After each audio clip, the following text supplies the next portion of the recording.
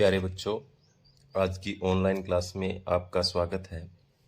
आज हम करने जा रहे हैं प्रश्नावली 3.5 का चौथा सवाल। चौथे सवाल का पहला भाग यहाँ पर आपके सामने देखो।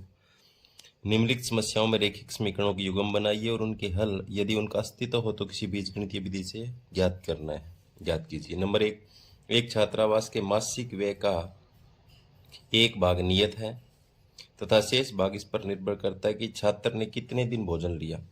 जब एक विद्यार्थी ए को जो 20 दिन भोजन करता है 1000 रुपये छात्रावास के व्यय के लिए अदा करने पड़ते हैं, जबकि एक विद्यार्थी बी को 26 दिन भोजन करता है छात्रावास के लिए 1180 रुपये अदा करना पड़ते हैं। तो नियत व्यय और प्रतिदिन भोजन का मूल्य ज्ञात कीजिए। नियत व्यय जो है वो तो सभी को लगता ही लगता है, और जो बाकी जो है वो प्रतिदिन के हिसाब से लगता है। तो इसने 26 दिन भोजन किया है बी ने, तो 1180 रुपये देने पड़े हैं। उसने 20 दिन भोजन किया है तो 1000 रुपये देने पड़े हैं। तो इसको हल करने के लिए क्या करेंगे? हल करने के लिए माना नियत व्यय, यहाँ पर माना छात्रावास का नियत व्यय या खर्च, ठीक है, एक ही बात है। क्या मान ले? x रुपये, यानी x तो लगने ही लगने हैं, चाहे खाना खाए, 1 दिन खाए, 2 दिन खाए, 3 दिन खाए, 4 दिन खाए, ये तो लगते ही लगते हैं। उसके बाद प्रतिदिन के हिसाब से लगते हैं। तो छात्रावास का प्रतिदिन का किराया, प्रतिदिन का व्यय या मूल्य हम कितना मान ले? y रुपये, ठीक है। अब प्रश्नानुसार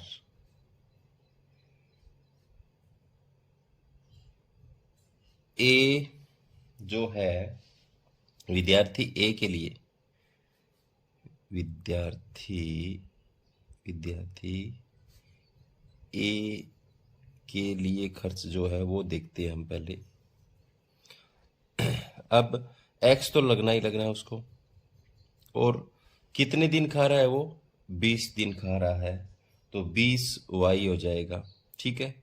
1 दिन का y है तो 20 दिन का 20 y, और बराबर उसका खर्च कितना आ गया था? टोटल 1000 रुपये। तो समीकरण नंबर ये 1 हो गया हमारे पास, ठीक है। अब हम निकालेंगे जो दूसरा विद्यार्थी है हमारे पास बी, उसके लिए, ठीक है। बी में क्या है? x तो उसके भी लगने, और कितने दिन खाया उसने? 26 दिन, तो 26y, और कितने रुपए देता है? 1180 रुपये देता है। तो समीकरण नंबर क्या होगी? 2 होगी। इसको आप क्या करोगे?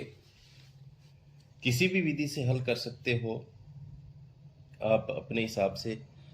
तो देखो यहाँ पर अदा करें तो इसमें बीजगणितीय विधि से, किसी भी बीजगणितीय विधि से आप हल कर सकते हैं इसको। मैं यहाँ पर इसको अगर मैं विलोपन विधि से भी हल कर सकता हूँ, जो आपको आसान लगे। तो हम यहाँ पर इसको करेंगे विलोपन विधि से। विलोपन विधि से तो देखो दोनों में x x है, तो सीधा ही 1 में से 2 घटा लेंगे। समीकरण 1 में से 2 घटाने पर तो x जमा 20y बराबर 1000 और x जमा 26y बराबर 1180। तो ये माइनस का हो जाएगा, ये भी माइनस का, ये भी माइनस का। अब देखो ये प्लस का है, ये माइनस का है, एक जैसे हैं तो कट गए। अब ये माइनस का कितना बच गया? 6y बच गया, बराबर इधर माइनस का कितना बच गया? 180। तो यहाँ पर देखो आप, जब 1 में से 2 घटाया तो x से x कट गया, क्योंकि चिन्ह बदल गए नीचे वालों के। 26 माइनस का 20 प्लस का, तो माइनस 6y बच गए। यहाँ पर 1180 में से 1000 गए तो माइनस का 180 बच गया। तो y बराबर क्या आ जाएगा? देखो यहाँ पर माइनस 180, और बटे में इस तरफ से क्या आ जाएगा? ये जो 6 है वो इधर चला जाएगा, तो माइनस से माइनस कैंसिल, 6 3 18 30 पर। तो y का मान कितना आ गया? 30 आ गया। y का मान कितना आ गया? 30। तो यहाँ पर लिखेंगे y का मान समीकरण 1 में रखने पर, एक हमारे पास x जमा 20y है, और बराबर 1000 है, तो यहाँ रखेंगे मान। तो x जमा 20 गुणा में 30 बराबर 1000। तो x बराबर क्या हो जाएगा 1000, माइनस में 20 और 30 की गुणा करेंगे 600 आएगी, वो इधर चली जाएगी। ठीक है, तो यहाँ पर कितना बच गया, 1000 में से 600 गए, कितना बच गया 400। तो x का मान क्या आ गया 400। तो नियत व्यय, तो नियत मासिक व्यय जो है वो तो आ जाएगा आपका कितना 400 रुपये, और प्रतिदिन का जो मूल्य है वो कितना आ जाएगा 30 रुपये आ जाएगा। तो हमें यही ज्ञात करना था। तो पहला भाग इसका इस तरीके से हल होगा। कितने कितने रुपए आ गए यहाँ पर हमारे पास। अब देखो इसका दूसरा भाग। दूसरे भाग में क्या है, देखो 1/1/3 हो जाती है अगर अंश में 1 घटाया जाता है, और 1/4 हो जाती है यदि हर में 8 जोड़ दिया जाता है। तो भिन्न ज्ञात कीजिए। तो हल करने के लिए मानेंगे, माना अंश x, हर कितना y, भिन्न क्या हो जाएगी x/y। अब प्रश्नानुसार पहली कंडीशन के अंदर वो क्या कहता है, पहली स्थिति या कंडीशन में वो कहता है अगर हम अंश में से 1 घटाते हैं तो भिन्न कितनी हो जाती है 1/3। और दूसरी कंडीशन में वो क्या कहता है, देखो अगर हर में 8 जोड़ दें तो भिन्न कितनी हो जाती है 1/4 हो जाती है। तो इसको हल करेंगे। पहले 3 एकम 3x, 3 एकम 3 माइनस का बराबर y एकम y इधर ले आएंगे। तो 3x माइनस y बराबर 3 इधर जाएगा तो प्लस का, ये समीकरण नंबर 1 हो गया। इसी तरह से इसको 4 एकम 4x और 1 से इसकी गुणा करेंगे तो ये रह जाएगा y जमा 8 का 8, ये इधर आ जाएगा। 4x माइनस y बराबर 8 समीकरण नंबर 2। इसको विलोपन विधि से हल करेंगे। तो क्या करेंगे, समीकरण इसमें भी माइनस वाई इसमें भी माइनस वाई है, तो बराबर करने की जरूरत है ही, एक है ही पद बराबर इसमें। तो समीकरण 1 में से 2 घटाने पर तो लिखेंगे 3x माइनस वाई बराबर 3, 4x माइनस वाई बराबर 8। अब ये प्लस का हो जाएगा, ये माइनस का, ये माइनस का, ये माइनस और प्लस एक जैसे तो कट जाएंगे। 8 और 3 यहाँ देखो, इधर माइनस के 5 बच गए, इधर माइनस का क्या बच गया x, माइनस से माइनस कैंसिल हो गया। x बराबर कितना आ गया 5। x का मान कितना आ गया, देखो यहाँ पर 5 आ गया। x का मान समीकरण 1 में रखने पर तो 1 हमारे पास 3x माइनस वाई बराबर 3 है। तो 3 गुणा में 5 माइनस वाई बराबर 3, तो 5 दिए 15 इधर जाएगा। तो माइनस वाई बराबर 3 इधर जाएगा, माइनस का 15 हो जाएगा, ये प्लस का। तो माइनस वाई बराबर कितना बच गया, देखो माइनस का 12। तो माइनस से माइनस कैंसिल, तो वाई का मान कितना आ गया यहाँ पर 12 आ गया। वाई का मान हमारे पास यहाँ पर आ गया 12। तो भिन्न क्या होगी, भिन्न हमें ज्ञात करनी थी। तो भिन्न क्या हो जाएगी 5/12। अभिष्ट भिन्न हमारे पास कितनी आ गई 5/12। अब देखते हैं हम इसका तीसरा भाग। तीसरे भाग में देखो, यश ने एक टेस्ट में 40 अंक अर्जित किए। कितने अंक अर्जित किए 40। जब उसे प्रत्येक सही उत्तर पर 3 अंक मिला और अशुद्ध उत्तर पर 1 अंक की कटौती की गई हो। यानी वो अगर सही उत्तर देता है तो 3 अंक मिलते हैं और गलत देता है तो 1। यदि उसे सही उत्तर पर 4 अंक मिलते और अशुद्ध उत्तर पर 2 अंक मिलते, 2 कटते, तो यश 50 अंक अर्जित करता। तो टेस्ट में कितने प्रश्न थे हमें ये बताना है। तो पहले हमें इसको मानकर चलना पड़ेगा। हल करने के लिए क्या करेंगे, माना यश के टेस्ट में सही उत्तर उसने कितने दिए वो बताने हैं। सही उत्तर दिए मान लो x, माना यस के टेस्ट में अशुद्ध उत्तर कितने दिए उसने, y दिए। ठीक है, अब प्रश्नानुसार जो पहली स्थिति में और दूसरी स्थिति में दोनों समीकरण बना लेंगे।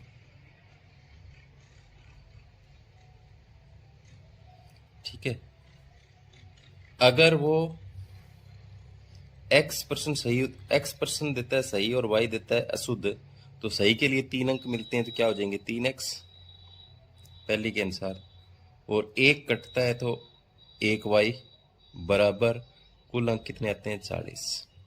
ठीक है, समीकरण ये बन गई। दूसरे में देखो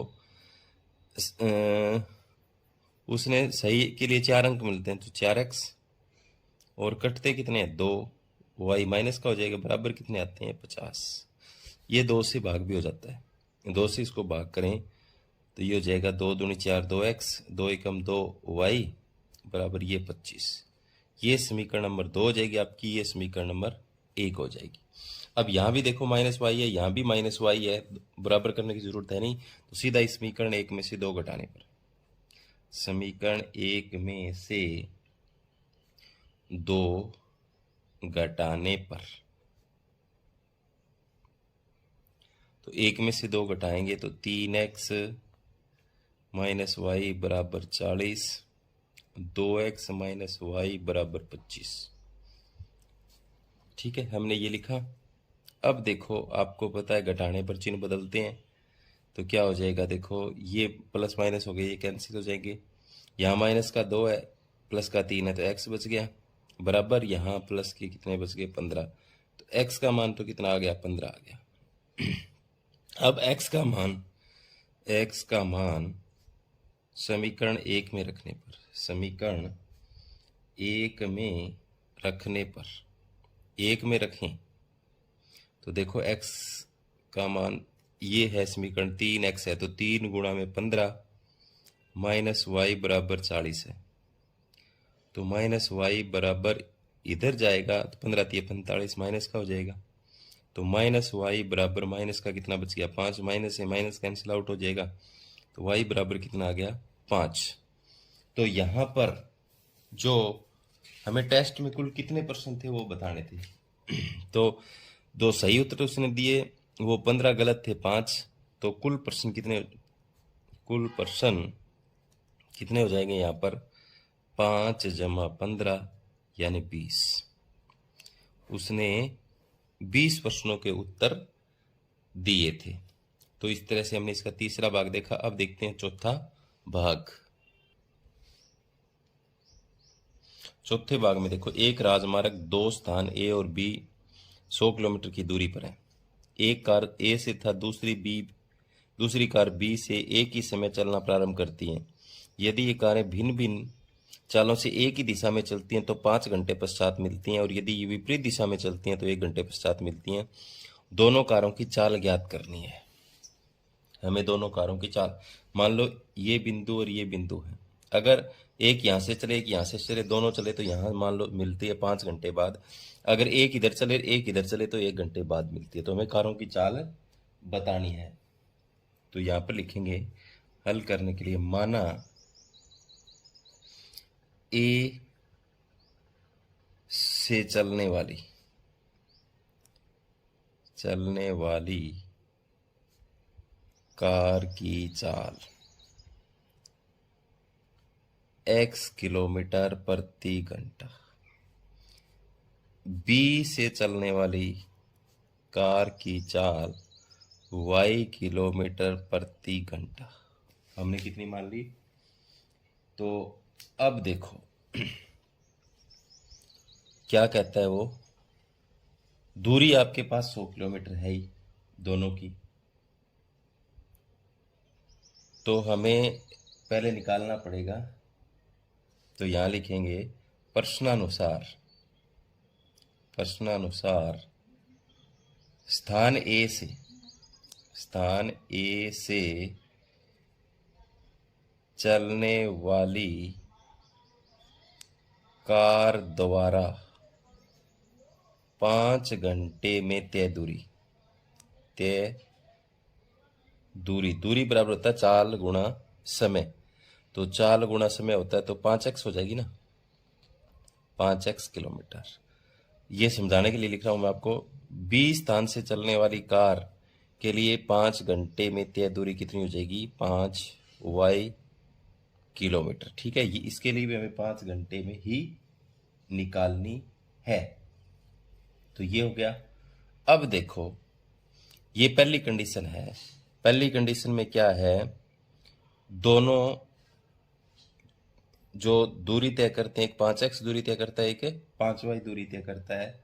अब इसका रेखिक समीकरण बनाए अगर हम, तो क्या होगा,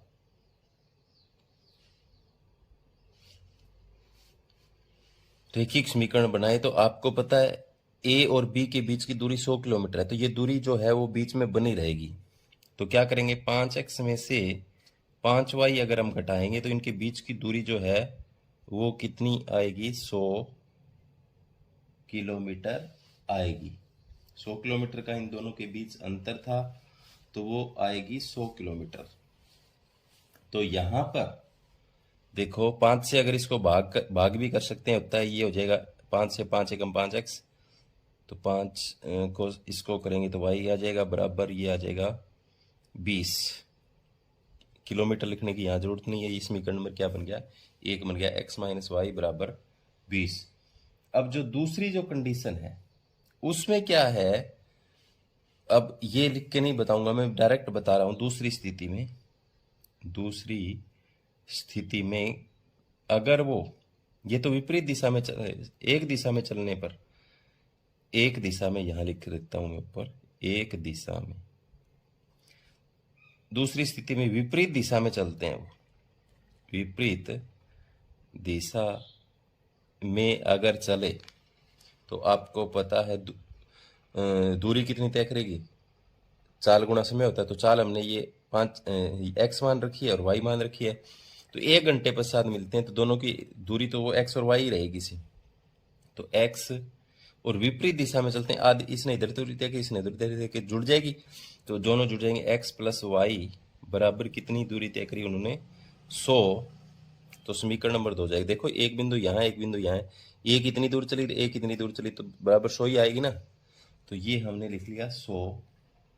अब हमारे पास यहाँ पर समीकरण नंबर 2 हो गई। अब देखो इसमें क्या है, यहाँ x है और यहाँ x है, वो उसी तरीके से समीकरण 1 में से 2 घटाने पर, 1 में से 2 घटाने पर, तो x माइनस वाई बराबर कितना है, 20, और यहाँ पर x प्लस वाई बराबर कितना हो जाएगा, 100। तो अब देखो, ये माइनस, ये भी माइनस, ये कट गए, ये माइनस के 2y हो गए, यहाँ माइनस का 80 बच गया, तो y बराबर माइनस 80 बटा माइनस 2 इधर चला गया, तो माइनस के 2 से भाग दिया कितने पर, 40। तो y का मान कितना आ गया, 40। तो y हमारे पास आ गई 40। अब हम निकालेंगे क्या, x का मान, y का मान समीकरण 1 में रखने पर, 1 में रखने पर, तो y का मान 1 में रखेंगे तो एक हमारे पास है x माइनस वाई है, तो x माइनस 40 बराबर कितना है, 20।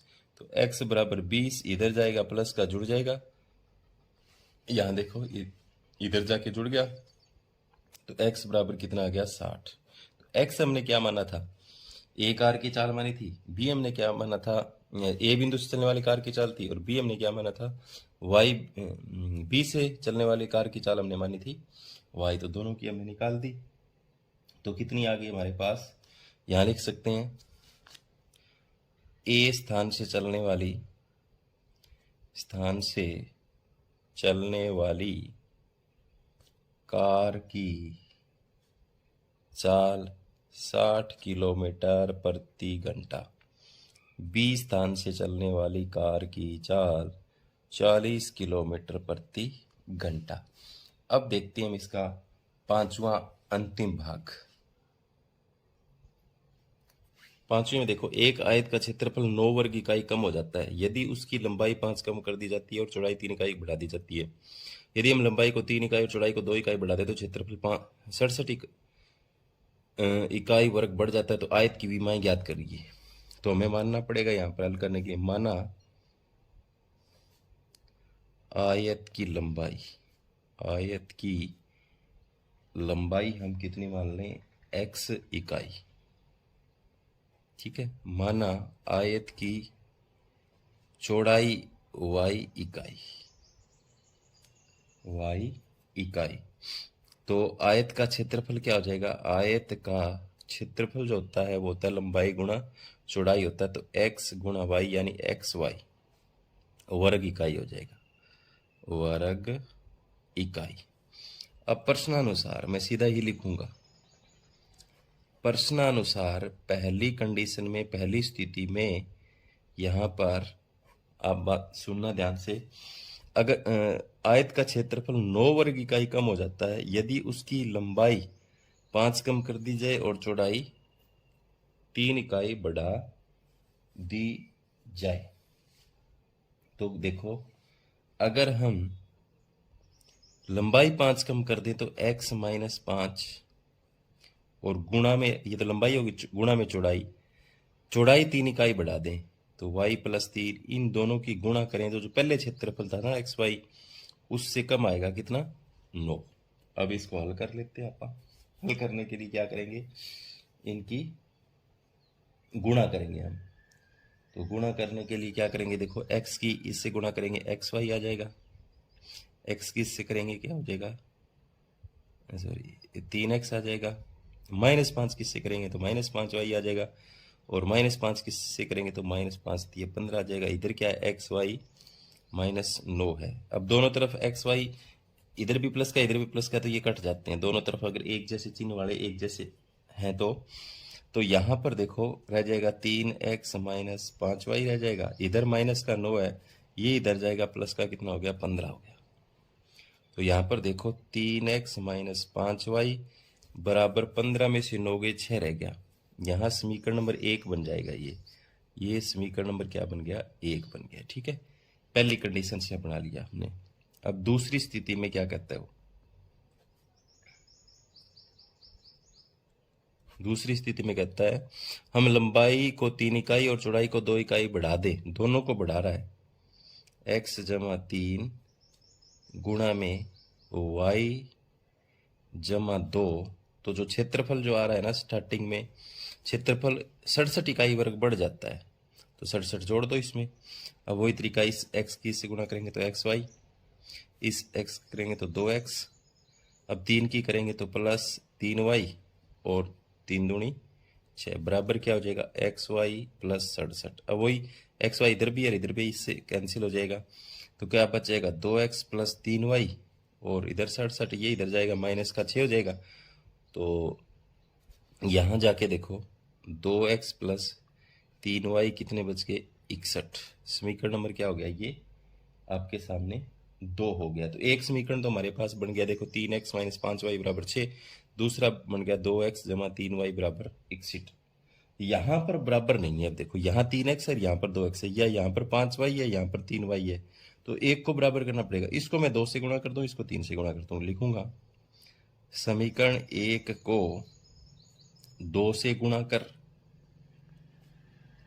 वह 2 को 3 से गुणा कर।